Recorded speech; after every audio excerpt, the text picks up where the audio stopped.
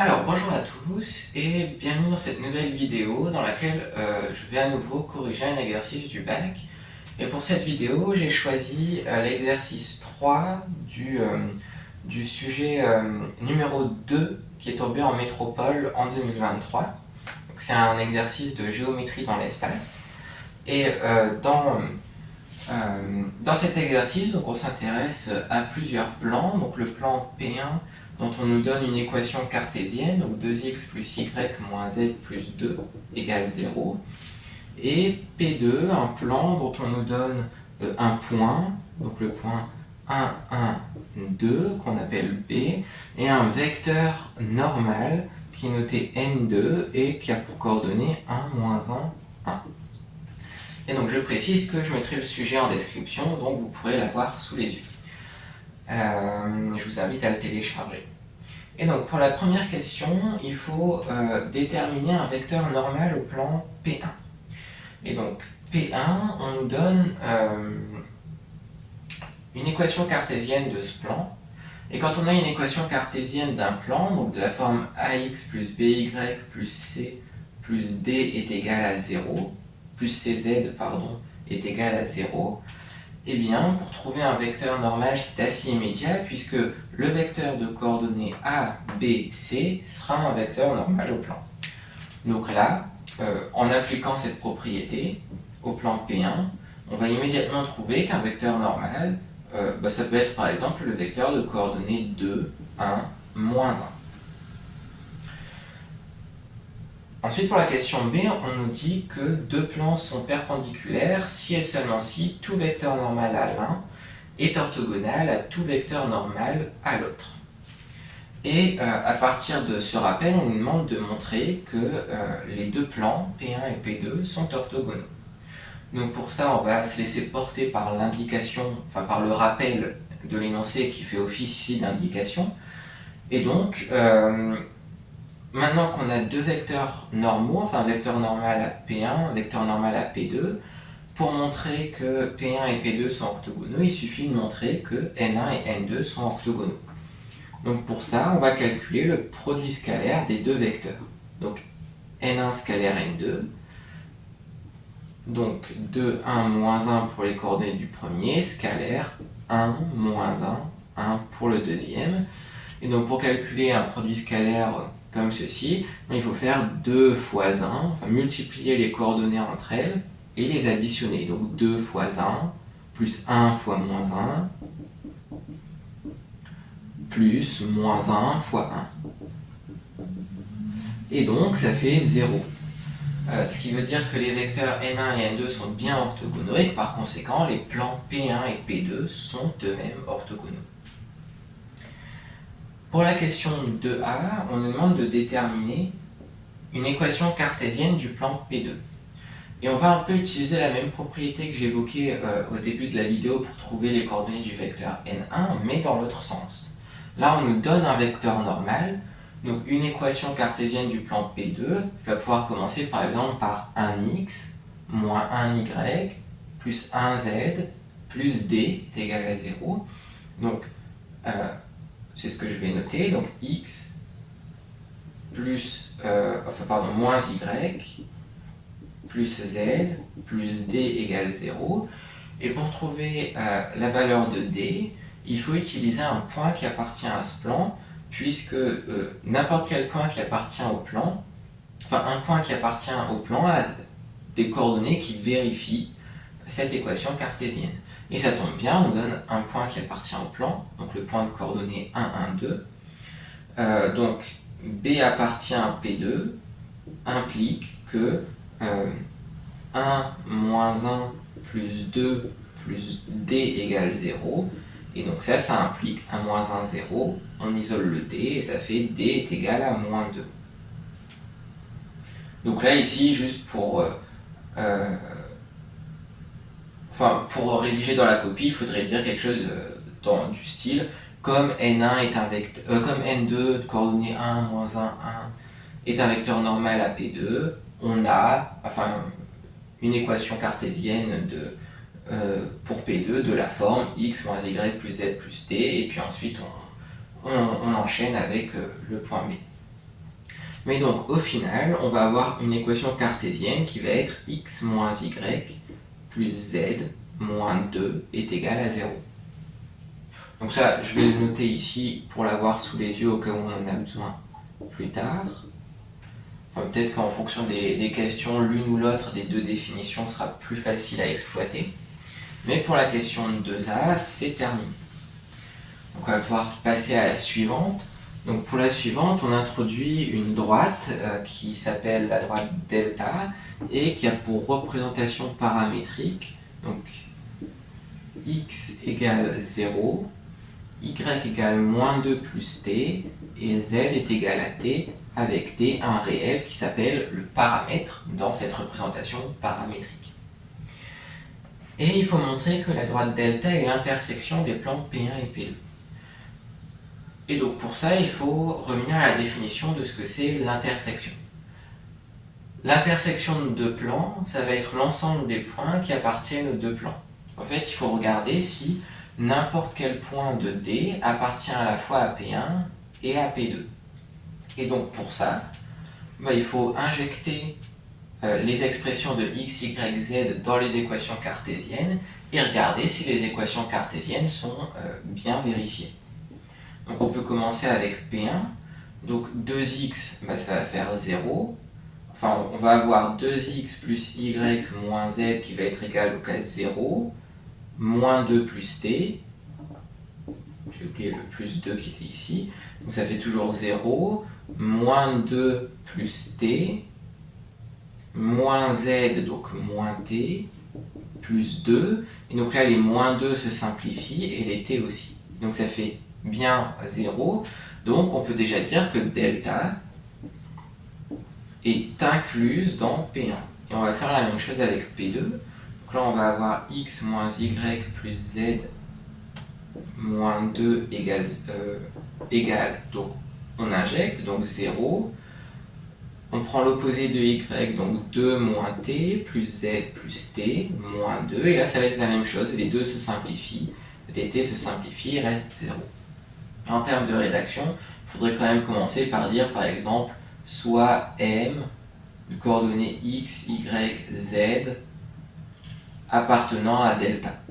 Comme ça, ça justifie le passage de cette expression à celle-ci quand on remplace x, y, z par les coordonnées en fonction de t.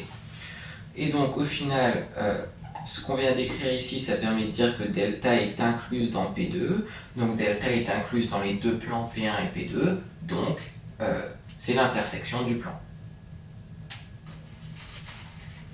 Enfin, rigoureusement, on pourrait simplement dire que delta est incluse dans l'intersection des deux plans. Mais on sait que l'intersection des deux plans, alors, il y a plusieurs cas de figure. Soit ils sont parallèles et l'intersection est vide, et là c'est pas le cas. Soit ils sont sécants et l'intersection est une droite. Soit ils sont confondus, et dans ce cas-là, l'intersection, c'est les deux plans s'ils sont confondus. Mais sauf que là on a montré avant que les plans P1 et P2 sont orthogonaux, donc on est forcément dans le cas où l'intersection est une droite. Donc là, c'est pour ça qu'on peut conclure que delta n'est pas seulement incluse dans l'intersection des deux plans, mais c'est l'intersection des deux plans. C'est une petite subtilité. Ensuite, on considère un point qu'on appelle A et qui a pour coordonnées 1, 1, 1. Facile à retenir.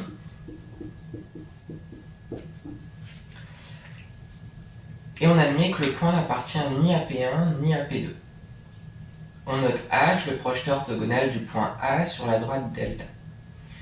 Et d'après la question 2, la droite delta est l'ensemble des points de coordonnées de la forme 0, moins 2 plus t, t, où t désigne un nombre réel quelconque, et on nous demande de déterminer en fonction de t la distance entre le point A et le point M.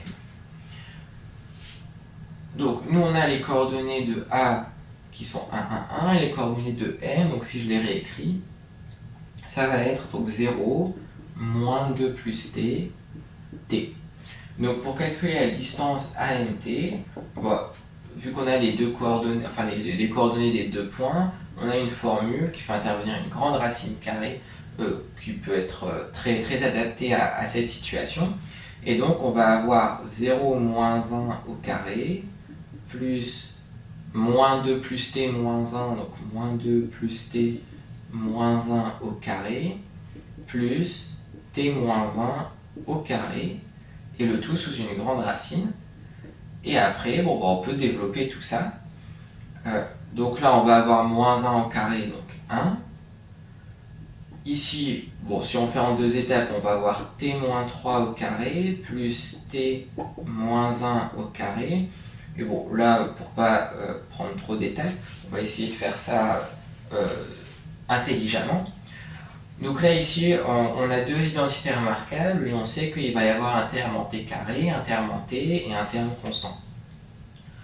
Les termes en t carré, il va y en avoir un qui va venir d'ici et un qui va venir de là. Donc il va y en avoir deux au total. Ensuite, là, on va avoir moins 6 fois t, et là, on aura moins 2 fois t. Donc au total, il y en aura moins 8. Et là, on va avoir 3 au carré, plus 1 au carré, 3 au carré 9, plus 1 au carré 10, plus 1, 11. Et on retombe sur l'expression qui est donnée dans l'énoncé, c'est magique. Et il faut en déduire que AH, c'est égal à racine de 3. Donc, H, c'est le projeté de A sur delta. Donc, ça veut dire que H appartient à delta. Donc en fait, il y a une valeur de t qui permet, enfin, là, quand on s'intéresse au point mt, il y a une valeur de t pour laquelle, en fait, on va retomber sur h. Parce que à chaque point de la droite delta correspond une valeur de t dans la représentation paramétrique. Et donc maintenant, il faut savoir quelle est la valeur de t qui correspond à h. Et de ce fait-là, on pourra remplacer t par cette valeur dans l'expression de la distance AMT, et ça correspondrait à la distance AH. On peut faire ça, mais là, ça va pas être faisable, en tout cas pas... il y a plus simple, parce que, par définition, si H c'est le projeté de A sur delta, ça veut dire que, donc là, admettons, si on a la droite delta et le point A, ici, si on prend un point, donc là le point MT, pour un peu mettre sous la forme d'un dessin ce qu'on a fait jusqu'à présent, là on peut calculer la distance AMT, qui est en rouge. Et la propriété du projeté orthogonal, c'est que le projeté orthogonal va correspondre au point pour lequel la distance, justement, entre le point et la droite est la plus faible.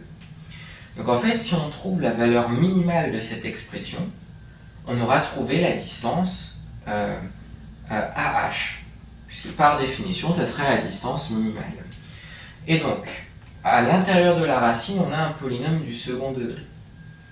Et pour trouver, la courbe d'un polynôme du second degré, c'est une parabole, qui est soit orientée vers le haut, soit orientée vers le bas.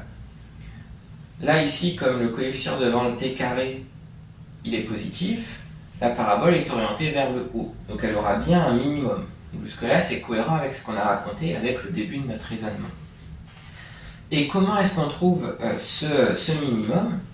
Eh bien, ce minimum va être atteint en moins b sur 2a, si on écrit le polynôme sous la forme ax carré plus bx plus c. Ça, c'est des cours que vous avez vus en seconde. Normalement, si vous vous souvenez plus de tout ça, je vous invite à reprendre ces cours-là, justement. Mais là, ici, si on applique cette formule, donc moins b sur 2a, ça va être égal, donc moins b, ça va faire 8, sur 2a, 4, moins b, ça va faire moins 8, donc plus 8, sur 2a, sur 4, et donc ça va faire 2. Et si on remplace t par 2, donc là, on sait que ça va correspondre à AH, par définition, comme je l'ai expliqué avant. Et donc, on va avoir ici, donc 2 au carré, 4 fois 2, 8, moins 16, plus 11. Donc 8 plus 11, 19, moins 16, 3, donc racine de 3, et c'est la valeur sur laquelle on voulait tomber. Donc ça permet de terminer la question 3. Donc dans la question suivante, on s'intéresse de nouveau à des histoires de projetés orthogonaux. Donc là, ça sera le projeté orthogonal de A sur le plan P1 et on va l'appeler H1. Et pour commencer, il faut déterminer une représentation paramétrique de la droite D1 qui est définie comme la droite orthogonale au plan P1 qui passe par le point A. Donc, pour trouver la représentation paramétrique d'une droite, on a besoin de deux choses, d'un vecteur directeur et d'un point. Donc là, on a les coordonnées d'un point qui appartient à cette droite, puisque la droite D1, elle passe par le point A. Donc, les coordonnées du point A, c'est 1, 1, 1. Donc déjà, il va y avoir 1, 1, 1 dans la représentation paramétrique. Et ensuite, il faut trouver un vecteur directeur. Et là, on sait que D1 est orthogonal au plan P1. Et, ce qui veut dire que pour trouver un vecteur directeur de la droite D1, il suffit de trouver un vecteur normal de la droite P1, et on en avait trouvé un à la toute première question, et ses coordonnées c'était 2, 1, moins 1. Donc là, 2, 1 et moins 1. Et après, il faut rajouter au niveau des coordonnées du vecteur directeur le paramètre t, avec t qui appartient à R. Donc là, je peux enlever les 1 qui ne servent pas à grand chose. Et voilà, on a une représentation paramétrique de D1. Et il faut en déduire que le point H1 a pour coordonnées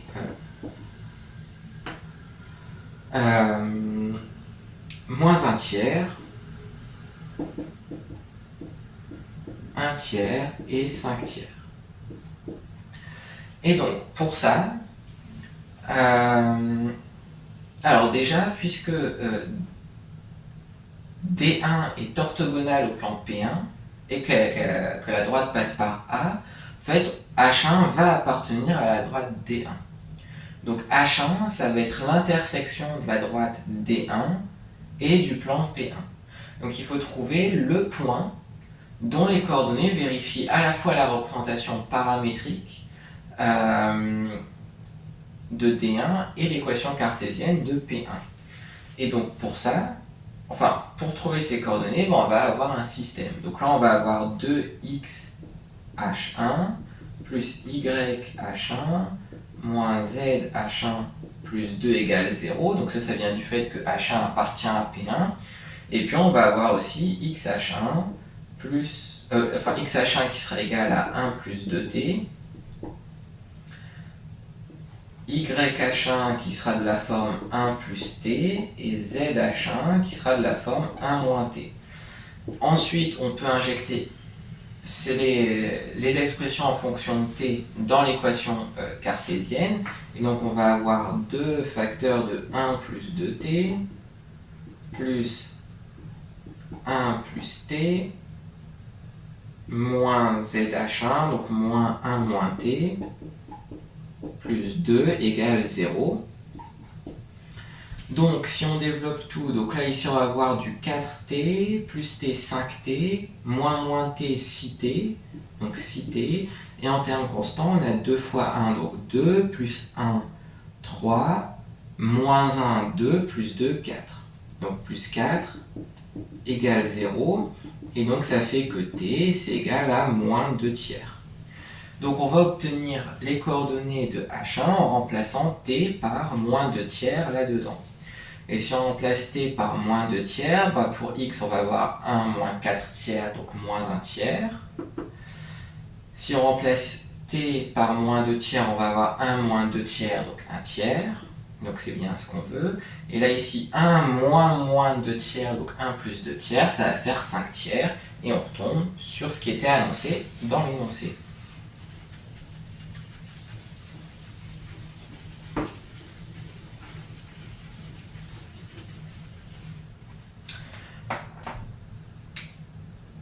Donc, pour la dernière question, donc qu'on nous parle cette fois-ci du projeté de A sur le plan P2, et on admet que les coordonnées de ce point, qui est noté H2, sont 4 tiers, 2 tiers, 4 tiers.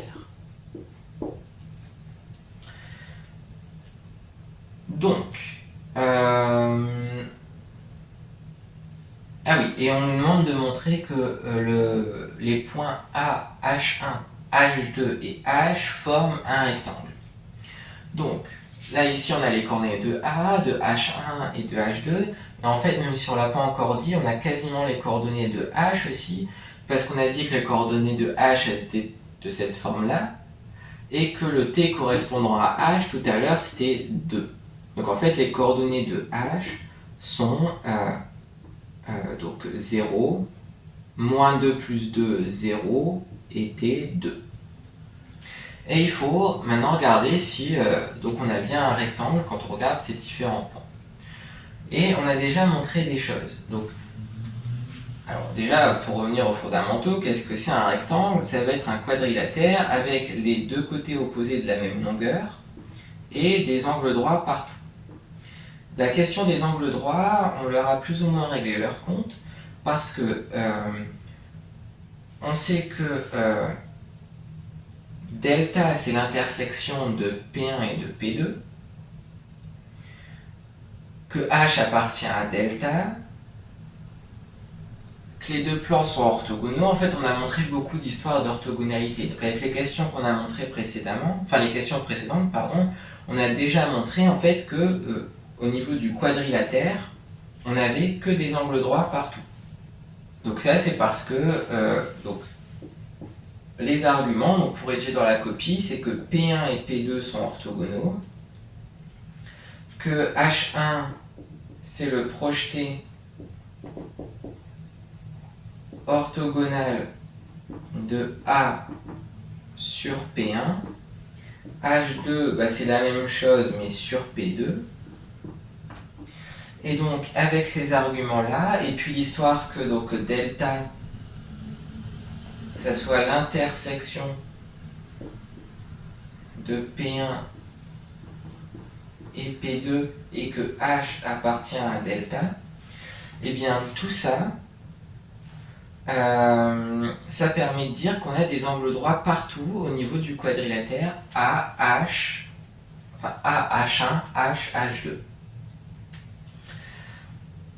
Donc, si on a des angles droits partout, soit on a un carré, soit on a un rectangle. Et là, on va montrer qu'on a un rectangle.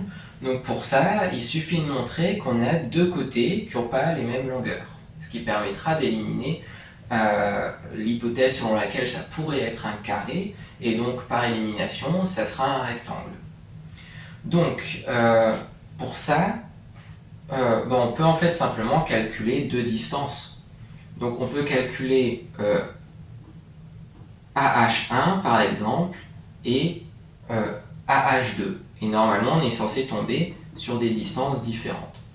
Donc pour AH1, on va avoir donc moins 1 tiers moins 1 au carré. Donc ça va faire moins 4 tiers au carré, donc 16 neuvièmes, plus 1 tiers moins 1, donc moins 2 tiers au carré, donc plus 4 neuvièmes, plus 5 tiers moins 1, donc ça va faire 2 tiers au carré, ça va faire à nouveau 4 neuvièmes.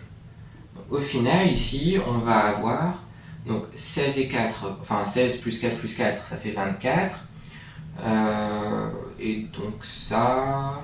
Bon, ça va faire 2 racines de 6 sur 3. Et là, AH2, on peut faire le même genre d'exercice. Donc 4 tiers moins 1, ça fait 1 tiers élevé au carré, ça fait 1 neuvième. Plus 2 tiers moins 1, et bien ça fait moins 1 tiers élevé au carré, ça fait toujours 1 neuvième. Et puis 4 tiers moins 1, bon bah ça refait 1 neuvième. Donc au final, ça fait racine de 3 sur 3. Et donc les deux distances sont bien différentes, ce qui permet d'éliminer l'hypothèse du carré, et donc on a bien un rectangle. Donc ça termine cette question, et donc ça termine également l'exercice, puisque c'était la dernière question de l'exercice. J'espère que cette vidéo vous aura aidé pour vous préparer au bac. Si c'est le cas, vous pouvez vous abonner et mettre un j'aime à la vidéo. Puis je vous dis à très bientôt pour une prochaine vidéo.